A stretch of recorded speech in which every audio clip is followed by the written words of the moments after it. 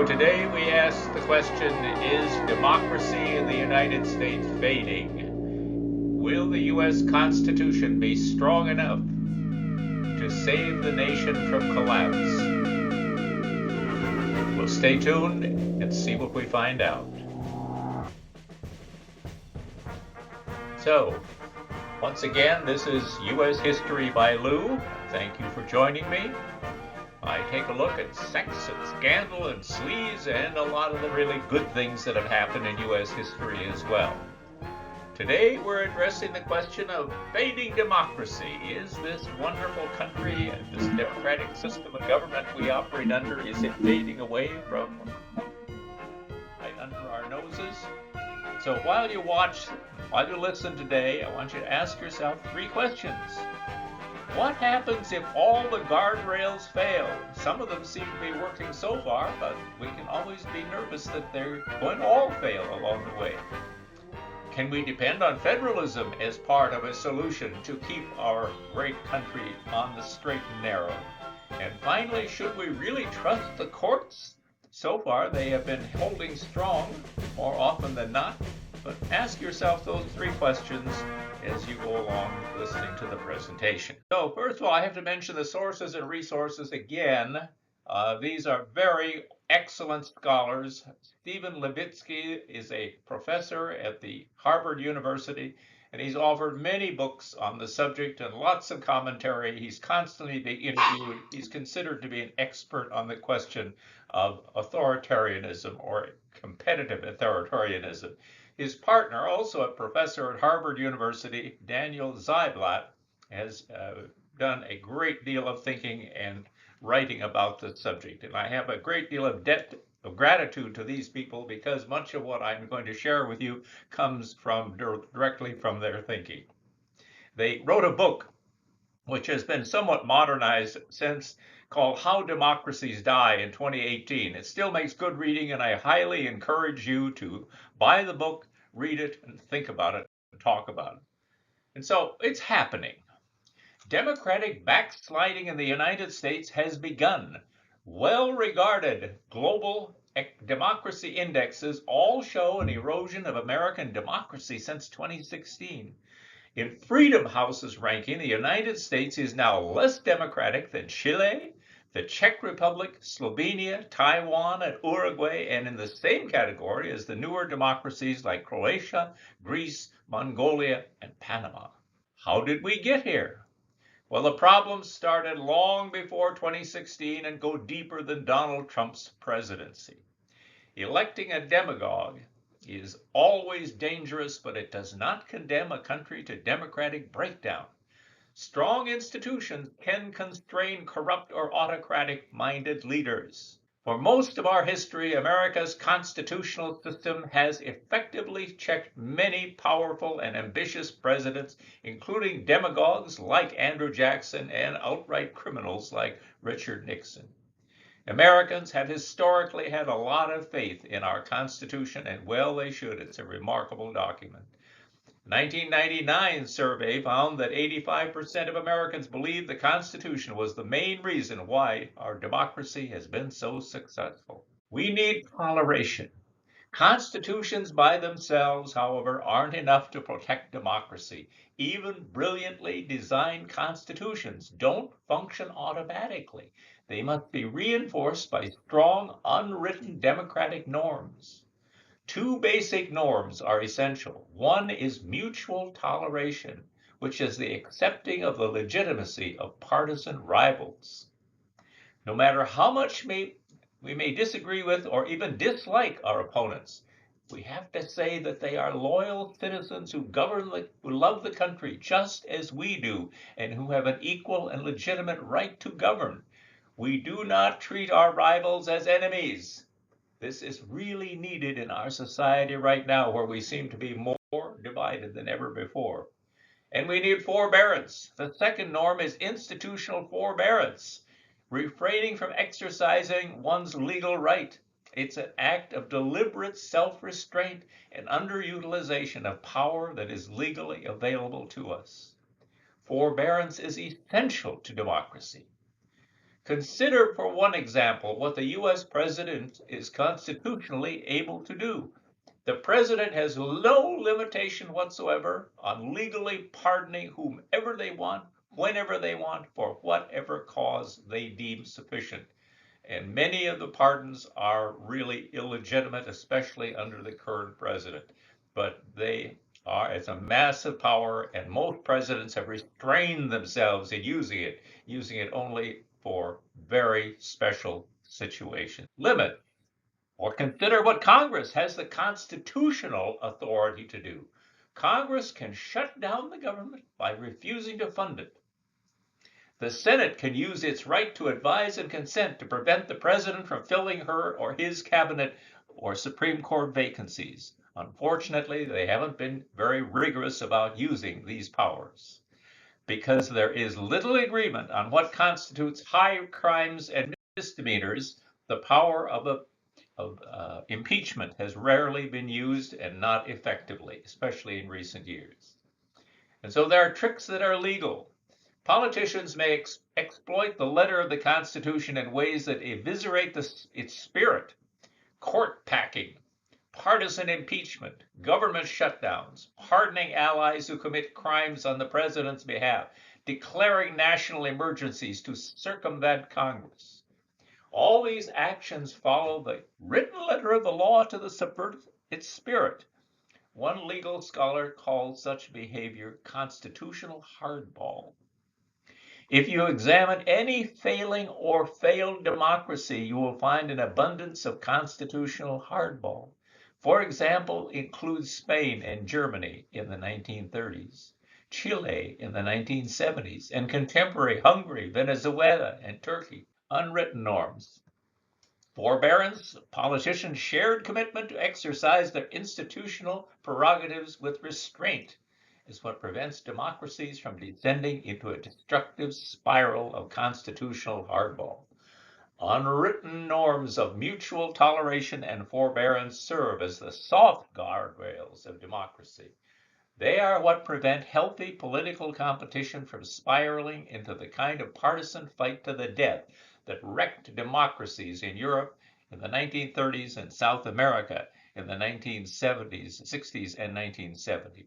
America has not always had strong democratic guardrails. It didn't have them in the 1790s, when institutional warfare between the Federalists and the Republicans nearly destroyed the Republic before it could take root. It lost them in the run-up to the Civil War, and they remained weak throughout the late 19th century. For most of the 20th century, however, America's guardrails were solid. Although the country experienced occasional assaults on democratic norms, for example, McCarthyism in the 1950s, both parties broadly engaged in mutual toleration and forbearance, which allowed our system of checks and balances to work. During the first 3/4 of the 20th century, there were no impeachments or successful instances of court packing. Senators were judicious in their use of filibusters and their right to advise and consent on presidential appointments.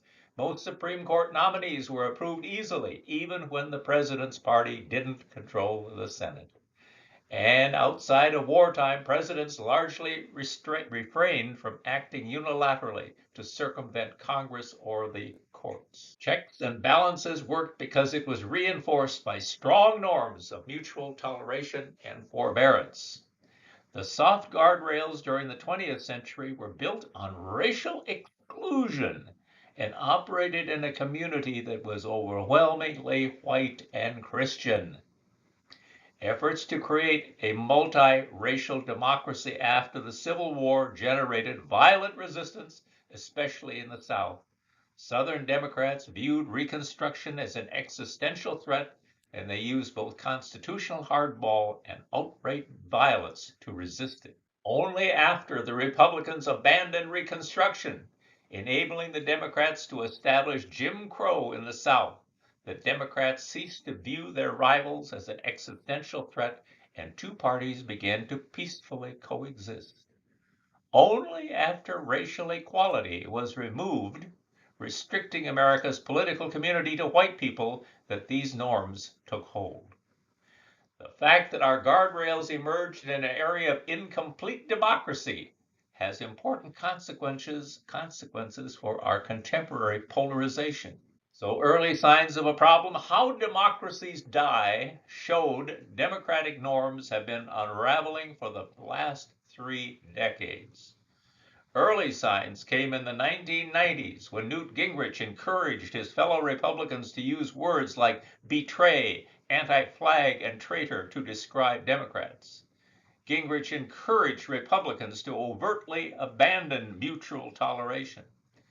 Gingrich also brought a rise in constitutional hardball, including the first major government shutdown in 1995 and a presidential impeachment, the first in 130 years in 1998, which fortunately did not work. The conspirators, the erosion of democratic norms accelerated during the Obama presidency.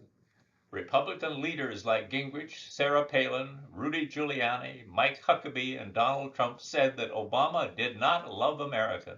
They said Obama and the Democrats weren't real Americans. Trump and others questioned whether Obama was even an American citizen. Was he born here? Trump and the other Republican figures cast Hillary Clinton as a criminal, making "lock her up" a chant at rallies. This was not happening on the political fringes. These were ideas put forth by the Republican nominee for president and cheered live on national television by the crowd at the Republican National Convention. Growing cancer. It was a worrisome development because when mutual toleration disappears, politicians begin to abandon forbearance. When we view our partisan rivals as enemies or as an existential threat, we grow tempted to use any means necessary to stop them. Republicans in Congress treated the Obama administration as an existential threat that had to be defeated at almost any cost. Constitutional hardball became the norm. There were more filibusters during President Obama's second term than in all the years between World War I and Ronald Reagan's second term combined. Congress twice shut down the government, and at one point it pushed the country to the brink of default. President Obama responded with constitutional hardball of his own. When Congress refused to pass immigration reform or climate change legislation, he circumvented Congress and made policy via executive orders. And the current president is running a record number of executive orders and thus going around Congress. These were technically legal, but they violated the spirit of the Constitution. It was constitutional hardball during the Obama years, the Senate's refusal to take up President Obama's nomination of Merrick Garland to the Supreme Court. Since 1866, every time a president had an opportunity to fill a court vacancy before the election of his successor, he had been allowed to do so, although it didn't always happen on the first try. The Senate's refusal to even consider an Obama nominee thus violated a 150-year-old norm, and our court would be so much different today if that had happened. The problem then is not only the Americans elected demagogue in 2016 and again in 2024, it's that we elected a demagogue at a time when the soft guardrails protect our democracy were coming unmoored. So you can't blame everything just on Trump. It's that the other stuff wasn't working right either. So why is this happening? The driving force in norm erosion is polarization. Republicans and Democrats have come to fear and loathe one another. In a 1960 survey, 4% of Democrats and 5% of Republicans said they would be displeased if their child married someone from the other party. 50 years later, a survey found that those numbers to be 33% and 49% respectively. According to a 2016 Pew survey, 49% of Republicans and 55% of Democrats said that the other party makes them afraid. A recent study by political scientists Danny Hayes and Liana Mason shows that about 60% of both Democrats and Republicans said they believed the other party was a serious threat to the United States. We have not seen this kind of partisan hatred since the late 19th century. Polarization actually is somewhat normal, even healthy for a democracy. Extreme polarization can kill it. We become willing to tolerate undemocratic behavior by our own side. We view a victory by rivals as catastrophic. We justify using violence, election fraud, and coups to prevent it. Democratic breakdowns, like Spain and Germany in the 1930s, Chile in the 1970s, Thailand, Turkey, and Venezuela in the 2000s, occurred with extreme polarization. Rivals viewed each other as such threats so that they subverted democracy rather than accept victory by the other side. What we are experiencing today is not traditional liberal conservative polarization. People do not fear and loathe one another over taxes or healthcare policy. Today's decisions are about racial and cultural identity. The stability of American democracy rested to a significant extent on racial exclusion. Our democratic norms were erected by and for a political community that was overwhelmingly white and Christian, and which forcibly excluded millions of African Americans in the South. So, since 1975, due to large-scale immigration and steps towards racial equality, our country is more diverse and democratic. Changes eroded the size and the social status of America's white Christian majority. In the 1950s, white Christians constituted over 90% of the American electorate. In 1992, when Bill Clinton was elected president, 73% of American voters were white Christians. When Barack Obama was re-elected in 2012, that percentage had fallen to 57% and 41% in 2024. In effect, white Christians are losing their electoral majority. I say that again. In effect, white Christians are losing their electoral majority. So we have a new minority. White Christians are losing their dominant social status. Once white Christian men topped all our country's social, economic, political, and cultural hierarchies. They filled the presidency, Congress, the Supreme Court, and the governor's mansions. They were the CEOs, the newscasters, and most of the leading celebrities and scientific authorities. They were the face of both major political parties. While those days are over, losing one's dominant social status is deeply threatening. And that dominance, by the way, did not have very many black or female faces in it. Many white Christian men feel like the country they grew up in is being taken away from them. For many, that is an existential threat. This democratic transition has become politically explosive because America's racial and cultural differences now map almost perfectly onto the two major parties. Through the 1970s, white Christians were evenly divided. Three changes occurred. First, the civil rights movement led to a massive migration of Southern white people from the Democrats to the Republicans. African Americans became Democratic. Second, the United States experienced a massive wave of immigration, and most ended up in the Democratic Party. And third, with Ronald Reagan's presidency, white evangelical Christians flocked to the Republicans. So a big divide. The parties represent different parts of American society. Democrats represent a rainbow coalition that includes urban and educated white voters and people of color. Half of Democratic voters are non-white. Republicans remain overwhelmingly white and Christian, 43%. Americans have sorted themselves into parties that represent radically different communities, social identities, and visions of what America is and should be. The Republicans increasingly represent white Christian America, whereas the Democrats have come to represent everybody else. This is the divide that underlies our country's deep polarization. What makes our polarization so dangerous, however, is asymmetry. Whereas the Democratic base is diverse and expanding, the Republican Party represents a once dominant majority in numerical and status decline. Sensing this decline, many Republicans have grown fearful about the future. Slogans like "Take Our Country Back" and "Make America Great Again" reflect this sense of peril. These fears, moreover, have fueled a troubling development that threatens our democracy, a growing Republican aversion to losing elections. Now remember, there's an old cliche that says all generalizations are false, including this one.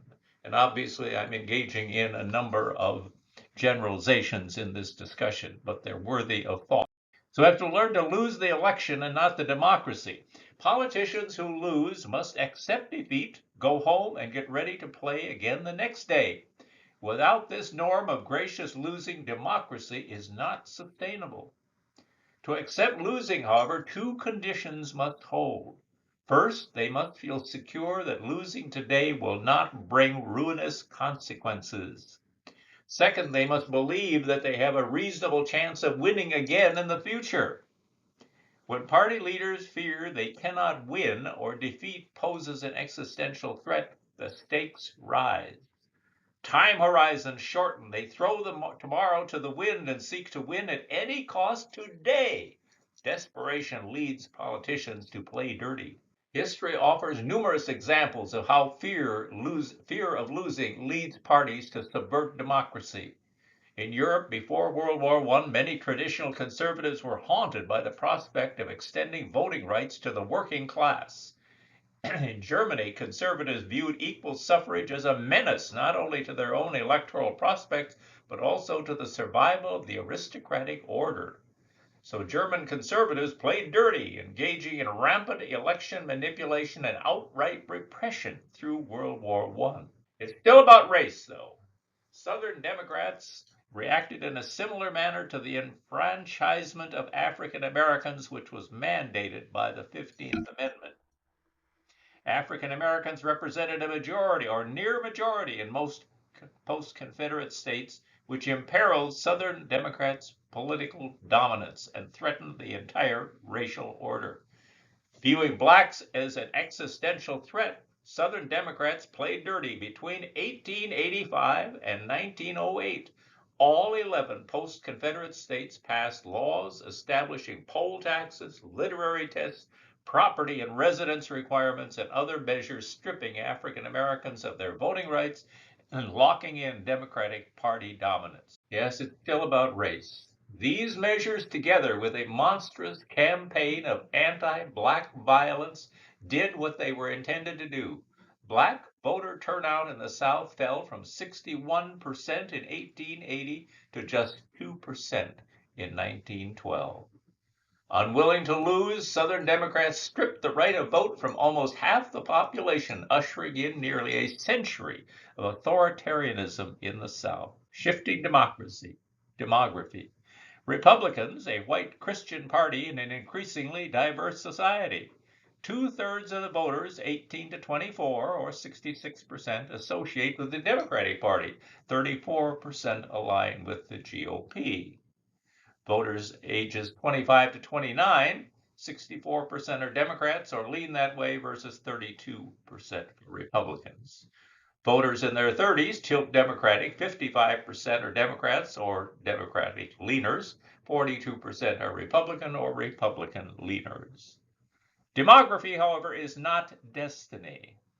The growing diversity of America's electorate has made it harder for the Republican Party to win national majorities. Indeed, the GOP has won the popular vote in just two presidential elections in the last 30 years, in 2004 with Bush and 2024 with Trump. And both of those victories were very narrow. No party likes to lose, but for Republicans, the problem is magnified by a growing perception among the base that defeat will have catastrophic consequences. Many white Christian Republicans fear that they are on the brink of losing not just elections, but their country. So, like the old Southern Democrats, Republicans have begun to play dirty. Dimming electoral horizons and growing perceptions of an existential threat have encouraged a win now at any cost mentality. This mentality has been most manifest in recent efforts to tilt the electoral playing field. Since 2010, Republican-led states have adopted laws making it more difficult to register to vote or to vote. Republicans closed polling places in African American neighborhoods, purged voter rolls, and created new obstacles to registration and voting. In Georgia, a 2017 exact match law threw out voter registration forms whose information did not exactly match existing records. This invalidated tens of thousands of registration forms, most from African Americans who tend to vote Democrat. They also purged hundreds of thousands of voters from the rolls. Although less egregious than Jim Crow, the logic is similar. Parties representing fearful declining majorities resort in desperation to dirty politics. So where is American democracy headed? The Trump administration endangered American democracy like no other administration in modern American history, and it continues. There are three potential threats. First, continued Democratic backsliding. Secondly, descent into dysfunction. And third, minority rule. So, Trump has attacked the media, trampled on congressional oversight, and sought foreign intervention into our elections. He deployed the machinery of government for personal, partisan, and even undemocratic ends.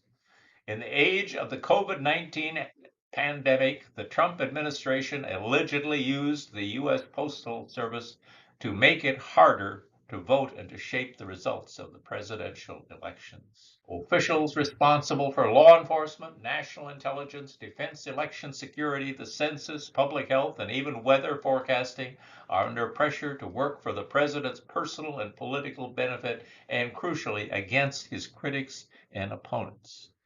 Those who refuse, including the inspectors general responsible for independently monitoring government agencies, have been pushed out almost on the first day of his presidency in 2025, and so far not yet replaced with Trump loyalists, as will eventually happen. Democratic backsliding has been facilitated by the Republican Party, which has abdicated in the face of President Trump's violations. Instead of fulfilling their constitutional duty, they're simply rolling over with whatever he seems to want. Authors in How Democracies Die expected a faction of the GOP, especially in the U.S. Senate, to break with President Trump, to block or deter his most egregious abuses. They concluded that they were too optimistic. In a context of extreme polarization, Republicans who confronted the party's radicalized base saw their political careers derailed. And many of them are voting the way they do because they're fearful of being primaried in their next election and losing their precious congressional seat. Unwilling to risk their careers to defend democracy, House and Senate Republicans abdicated, undermining Congress's constitutional role as a check on executive power and imperiling our system of separation of powers. This is how autocracies are built. Leaders transform law enforcement, intelligence, and other institutions into partisan weapons, which they use to shield themselves from investigation and in turn to investigate and punish critics. When the referees work for the incumbent, the political playing field is inevitably tilted, subverting democratic competition. Indeed, Trump's efforts to purge and corrupt government agencies closely mirrors those used by Hungarian Prime Minister Viktor Orban to undermine his country's democracy. And he's continuing along that path, and I hope at some point he's derailed, but it hasn't happened so far. Nowhere was the erosion of our checks and balances made clearer than the failure in the 2019-2020 impeachment process. Senate Republicans stated from the onset that they would acquit the president no matter what the evidence of wrongdoing. Polarization was so extreme that it was more important for the Republicans to beat the Democrats than to rein in a president who threatened democratic institutions. Impeachment, potentially our most powerful constitutional check on executive abuse, was rendered toothless, and there's no sign that it will ever be used the way it was intended. There are some differences. Although the threat of an autocratic return is real, especially since Trump has been reelected, the important sources of democratic resilience do remain. The United States differs from Hungary, Russia, Turkey, Venezuela, and other recent backsliding cases in important ways. For one, our institutions are stronger. For the most part, the courts remain independent and powerful. Federalism remains robust, and not all these other nations have a two-level system like we do with the states. And within every agency that the White House has attempted to purge, gut, or politicize, committed professional civil servants have resisted vigorously. Now, eventually, they do get forced out, but they can't get them all. They may ultimately lose some political battles, but their resistance slows at least the democratic erosion.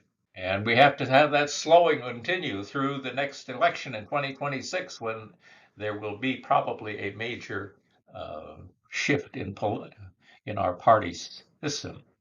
Whereas autocrats in Russia, Hungary, Turkey, and Venezuela steamrolled a weak opposition, America has always had a well-organized, well-financed, and electorally viable opposition. The Democrats are not dead, they're not going away. Not only the Democratic Party, but also unions and activist groups that have organized opposition to the current administration's policies since the day Trump took office. The strength of opposition showed up in the 2018 midterm elections. Democrats won control of the House of Representatives. That was in 2018. We'll look for that to happen again in 2026. It made Trump's defeat in November 2020 a real possibility because Trump lost. The immediate threat of a slide into autocracy had diminished for a while, even though it has now returned, only it's returned with a vengeance. Nevertheless, our democracy also faces a descent into dysfunction. America's system of checks and balances, which often brings divided government, only works with a degree of mutual toleration and forbearance. Remember those two words, mutual toleration and forbearance.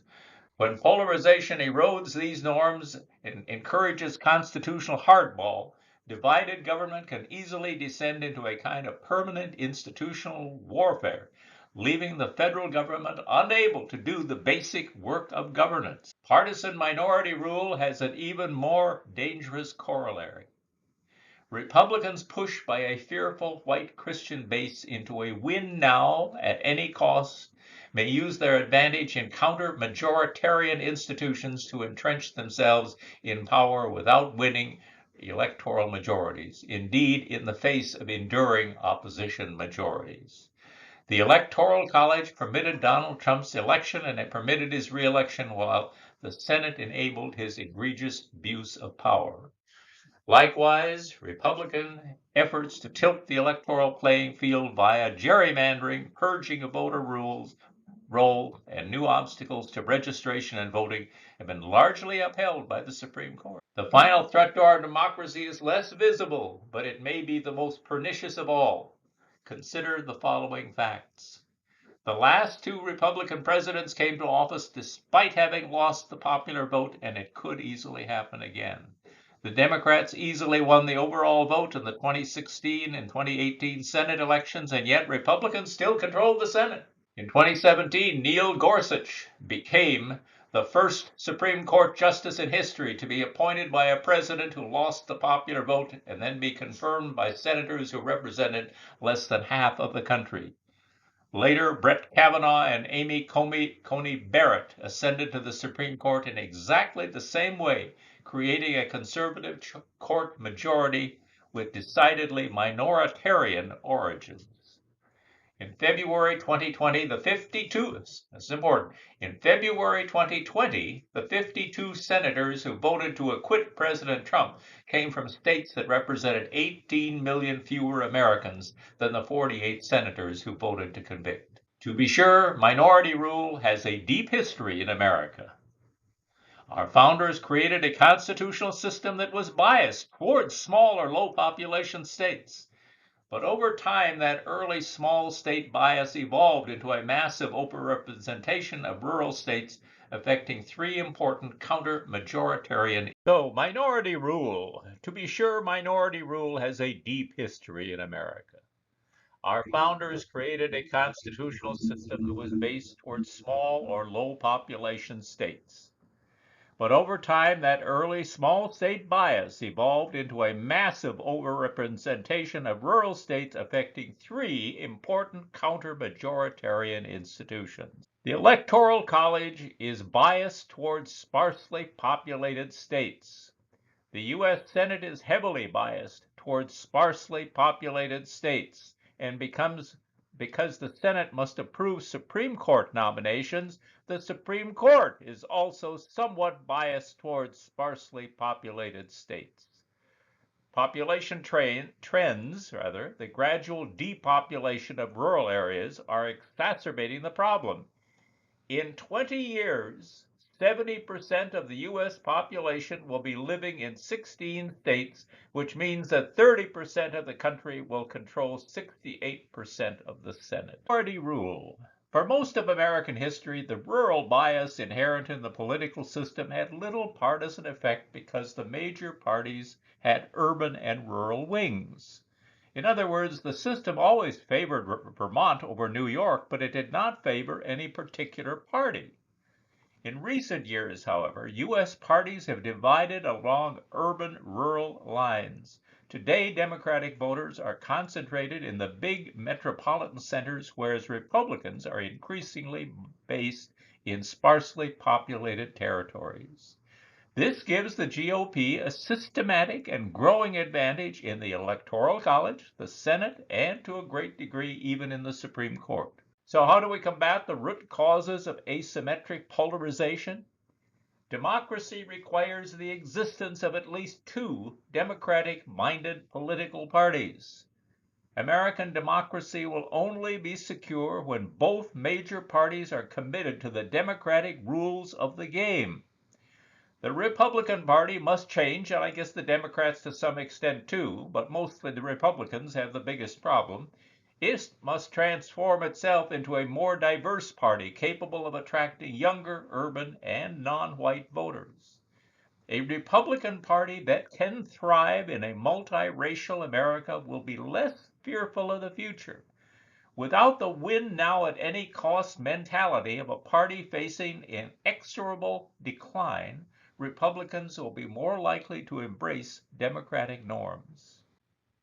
Such changes are far less far-fetched than they may appear. Indeed, the Republican National Committee recommended them as recently as 2013. But the Republican transformation will not happen automatically, in part because Donald Trump is not favoring it. He's gathering everyone to him as a cult-like following. Parties only change course when their strategies fail.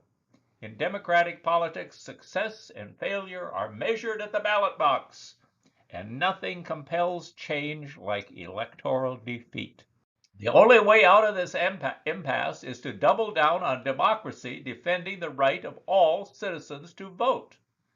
Since the 1960s, Americans have taken important steps towards the creation of something few societies have achieved, a truly multiracial democracy. Barack Obama's presidency, barely a generation after the end of Jim Crow, was an unmistakable sign of our democratic progress. Those democratic achievements are worth defending, but they are now imperiled. It's a tragic paradox that our country's belated steps towards full democracy triggered the radical reaction that now threatens it. Tactics used by would-be authoritarians. First of all, extend executive power. The mainstay of today's authoritarianism is strengthening your power while simultaneously weakening government institutions such as parliaments and judiciaries that provide checks and balances.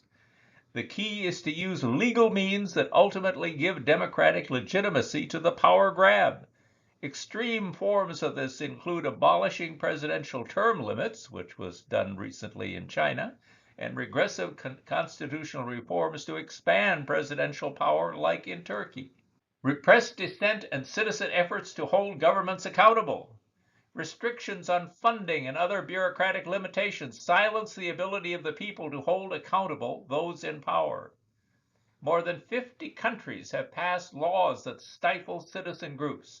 Democracies have also jumped on the bandwagon. Limitations on permits for public protests, detention of protesters, and excessive use of force to break up demonstrations are frequently used tools. Capture the elite support, and when needed, demonize them too. economic growth and prosperity are critical to retaining elite or oligarchical support for autocratic leaders, whether through state-owned businesses, media conglomerates, or more sophisticated connections between governments and free market corporations. Money and politics translated into government favors for the rich can be a toxic mix for democracy. Ironically, popular distaste with elite corruption is so high that modern autocratic populists, such as President Jair Bolsonaro in Brazil, rose to power on anti-corruption promises, and then ultimately was thrown out because of his own corruption. Appeal to populism and nationalism. Most would-be autocratic leaders today exploit existing tensions within complex societies in order to solidify their support. In many places, fears of migrants and refugees have fueled insurgent nationalism, driving policies like UK's Brexit. In India, religiously based nationalism has maintained the power of Prime Minister Narendra Modi. Blaming external forces for the country's problems, such as Hungarian leader Viktor Orban's demonization of George Soros, a Hungarian-born philanthropist who supports democracy building, is also common. India's Prime Minister Narendra Modi has maintained power in part based on religious nationalism. Number 5, controls information at home, misinform abroad. While propaganda and state-owned media is not new, control of modern technology and information has become a key battleground. China has developed sophisticated technologies to censor and prevent the circulation of unwanted information and to track individuals in society. Russia is at the vanguard of state media control at home while generating misinformation abroad. Many smaller countries have used internet blackouts to block organizing and communicating by social movements. Cripple the opposition. Damaging the opposition parties while not completely destroying them is now essential. Infiltrating parties, co-opting members, and using pure scare tactics are some possible actions in the autocrat's playbook. This serves the purpose of retaining a target for pseudo-political competition while also stymieing the potential for new, more democratic forces to gain traction. Number 7, covert election manipulation. Mostly gone are the days of vote rigging and vote buying as a path to power. Would-be autocrats have found cleverer ways to tilt the playing field in their favor. These new tactics include hampering media access, gerrymandering, changing election voter eligibility rules, and placing allies on electoral commissions so they'll rule favorably for them. Number 8, play the emergency card. Some autocratic leaders continue to use traditional strong-arm tactics like declaring states of emergency to enable further repression. Since 2001, using the threat of terrorism or organized crime has played well for furthering democratic rule. Former President Rodrigo Duterte's drug war, which seems to have resulted in thousands dead in the Philippines, is one illustration. Such an attempted coup in 2016 and until 2018, for example, Turkey was under a state of emergency, which enabled President Recep Tayyip Erdogan to jail and persecute academics, government officials, media, and human rights advocates. Number 9, extend your model and influence. Today's autocratic rulers are not keeping to themselves. Using the international stage and their growing economic prowess, countries like China are spreading their influence through funding initiatives such as the Belt and Road to build infrastructure across Asia and Europe. They're hiring professional consultants to advise and lobby foreign capitals for policies that reinforce their power. Learn and share. Characterized as autocratic learning by scholars, national authorities from China, Russia, Iran, Venezuela, Belarus, Syria, and other places are developing and exchanging models for containing threats of social movements and so-called color revolutions. So they're working together. International meetings and intergovernment clubs can provide a platform for exchange. For example, Prime Minister Hun Sen of Cambodia has successfully rallied neighbor governments to help oppress opposition to his rule using the regional organization of ASEAN.